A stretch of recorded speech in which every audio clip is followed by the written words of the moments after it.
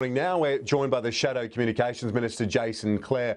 Mr Clare, thanks for your time. You were a former security minister when in government, the Home Affairs Minister, of course. What did you make of David Irvine, the ASIO Director General's comments last night? Well, David Irvine's a very experienced man and he's respected by both sides of politics. I've had the privilege of working with him as a minister as well. And as you would expect, we take everything that David says very seriously, and the government and the opposition will work closely together to make sure that our national security agencies have the right powers and the resources they need to keep Australians safe. Inevitably, if this does increase to a high level, that will create a fair bit of fear and anxiety, won't it, in the broader community?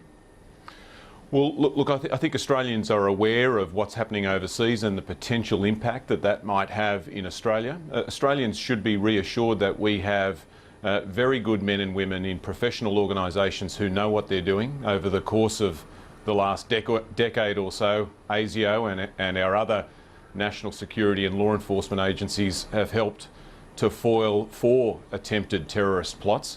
So these are people who are very good at the work they do, and that's why we take their advice very seriously. Let's look at some other issues now. And well, Julia Gillard today is going to be appearing not far from where you are there in Sydney's CBD at the Royal Commission into Union Corruption. She's maintained her innocence and that she's done nothing wrong for many years. Today a chance to do that under oath. Well, Julia Gillard's answered these questions very strongly, very clearly and at length before. I remember that press conference, Kieran, a couple of years ago where she answered all the questions that the journalists in the press gallery could ask until they ran out of questions. And I expect that Julia Gillard will do exactly the same thing today. And let's finish, if we can, on this story around the submarines, which I discussed with Jamie Briggs. As you heard there from the Assistant Infrastructure Minister, he is sure that there are going to be more jobs in Adelaide regardless of whether those submarines, the next 12 submarines, are built in their entirety or at least finished in Adelaide, that there will be work there to be done. What do you say in response to that? Well, Kieran, I'd make 3 points. First, the government before the election promised that they would build 12 submarines in Adelaide. So if they walk away from that, that's another broken promise that comes on top of a raft of broken promises. This government's broken more promises than most people have had hot dinners. The second point I would make is that this is not just about building 12 submarines. When you build the 12th submarine, you have to replace the first submarine.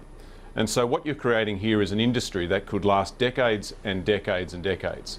And that means more skills for Australian workers, not just for this industry, but right across the board. The final point I'd make is that Australia can't do this on our own.